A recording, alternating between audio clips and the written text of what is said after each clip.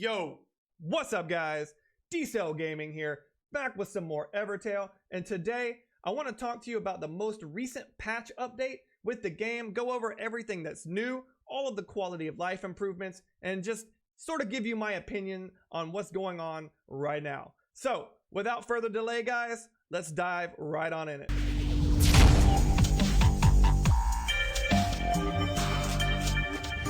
Okay, so starting off, I'm gonna do my post-patch ritual and just go ahead and check, and yeah, that's still there. But moving on, one thing that you're gonna be greeted with that's really nice is you can now change your home screen character, and this is free, which kind of makes me wonder, if you can change your character for free here, which is a bigger graphic, why can't you change it for free here? I mean, come on, Evertale. Let's go. But anyway, this is really cool because they have some stock images. So if you want Theo, there he is, our boy Theo. He's now in the home screen. It doesn't change how many times you click it. When you log into the game, it's going to be Theo or whoever you change it to. This is really cool, a really welcome addition. This level of customization is really nice. It's kind of baseline, honestly, with most gacha games having something like this. So hopefully they continue to bring improvements like this so you can kind of customize your approach to the game, because this really makes you want to log back into the game, right? When you have something set the way you want it, it's kind of nice to be greeted that way. Another really nice quality of life improvement is the sweep all bosses option for the Alliance quest. Now, I will preface this by saying I hope in the future they allow a way for free-to-play players to unlock this option as well. It's like, say, once you reach rank 100, you also unlock it, so you don't have to it's not gated behind a paywall. I like this quality of life improvement. I'm obviously pretty much well past VIP 2, but I do hope they offer this chance for free-to-play players as well, because it's so convenient and it would be so easy to just pick a random achievement for a free-to-play player to play the game and unlock it. It could be level 80, rank 80, rank 200, rank 100, just something to give the free-to-play player something to work for, to engage them with. I think that would be nice, but overall, very, very nice quality of life improvement here. The next big thing is going to be War of the Realms. Now, I haven't seen too much information on this, so if anyone down in the comments knows more about this, let me know, let the community know more information. But it looks to be basically a cross-server alliance war, so it kind of looks like another version of the top guilds are gonna get the bonuses and no one else gets a benefit. I really wish they would move away from this design of only giving top players rewards. This is disparaging for, like, this doesn't even make sense. If this is the case, it doesn't make sense, because that means newer alliance made on newer servers are just never gonna get War of the Realms awards unless they're just gonna put us in brackets or something. It is to be seen on how War of the Realms is gonna work. Maybe like they'll put us in brackets where servers 1 through 5 are in the War of the Realms, and then servers 5 or 6 through 10. We'll just have to see how it works, or if it's going to be something new. I'm not sure, but it does look like it's going to be some sort of top 16 or top alliance, cross server alliance war. So if you're lucky enough to get the benefits of this, hopefully you guys do well in the war and claim your rewards. But for players like myself who are not in a top alliance, this is useless, something that I'll never participate in, and yeah, it's just another mode in the game. It's literally a game mode that I can't play. I hope they understand that the vast majority of players are not in alliance wars. They are not in War of the Realms. They need to add something like raid monsters to the alliances, something that all alliances can participate in and get rewards. Just have an alliance boss. Everyone in your alliance can gather together and take it down and get rewards, something like that.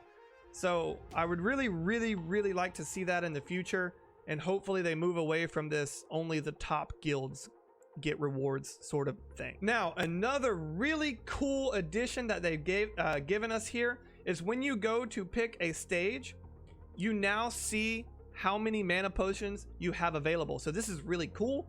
It shows you right there above the auto merc box how many potions you have. So this is a really cool feature. I like this. It just cleans up the UI, makes things less clunky, makes things more visible. You have more information at your fingertips.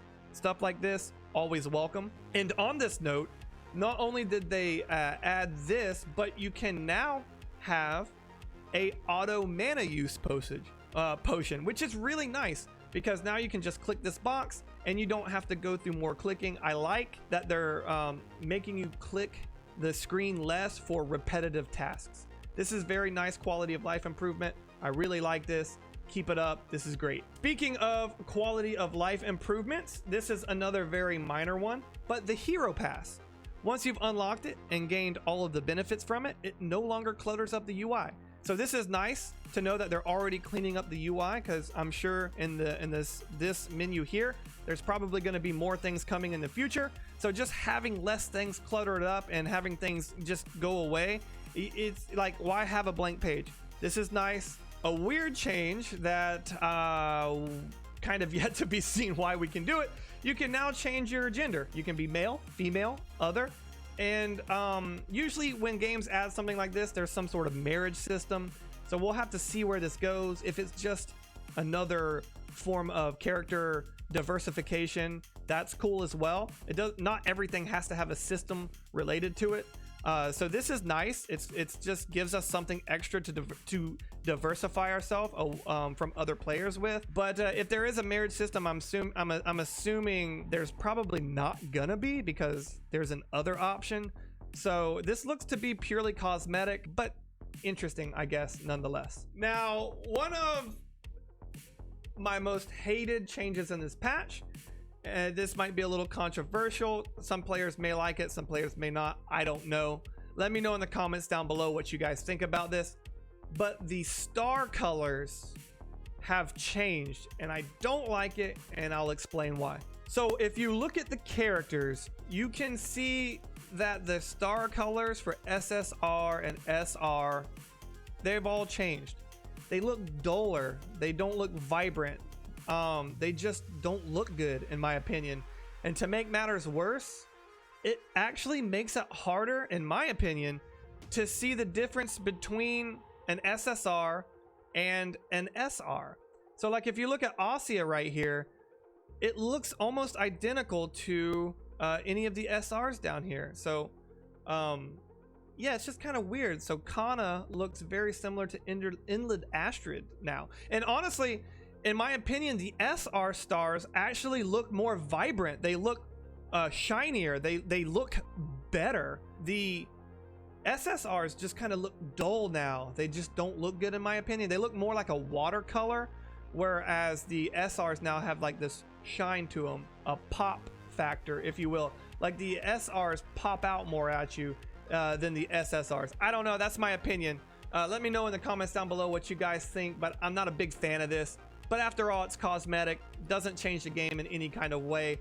So either way, I guess it doesn't really matter. This segues pretty nicely into the battalion system, a new update, which is really cool.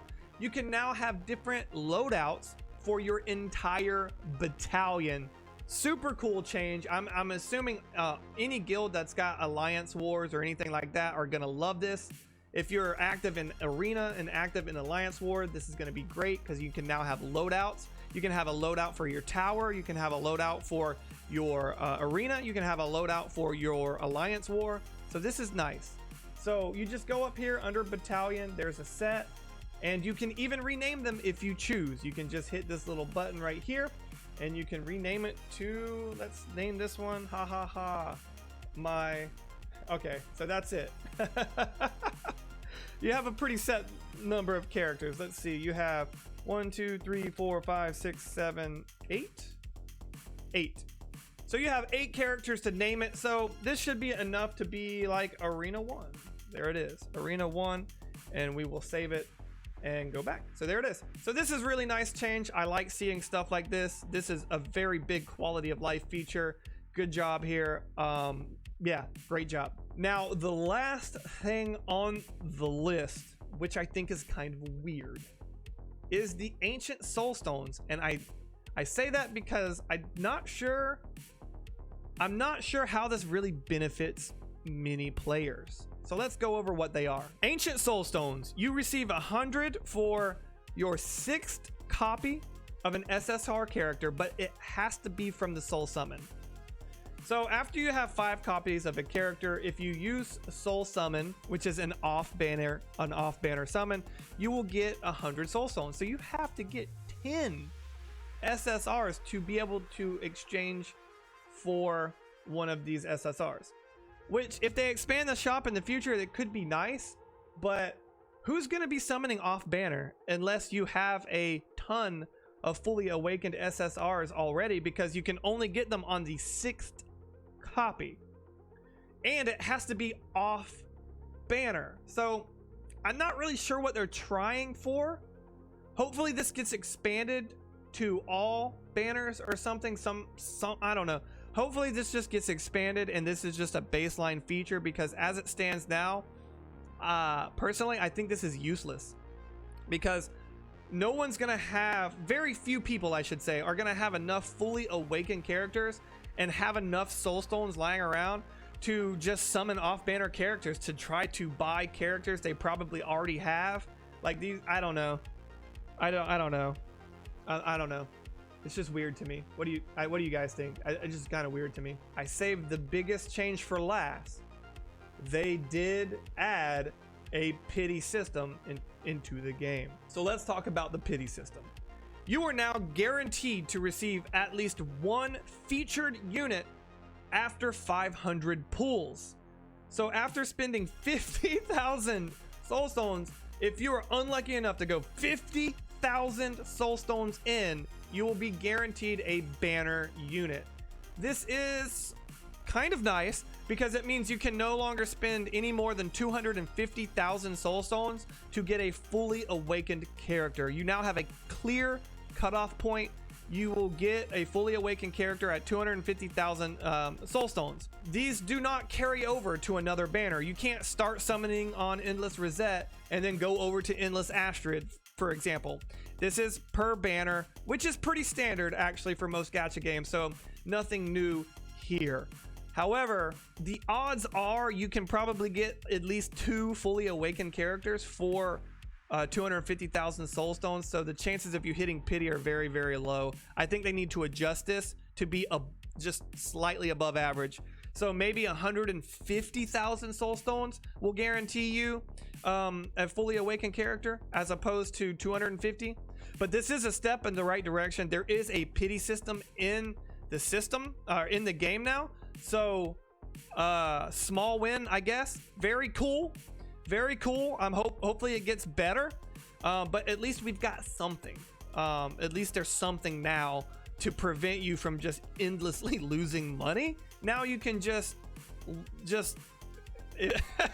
I guess if you're super unlucky, you're just still gonna waste a large sum of money. 250,000 soul stones is a massive amount.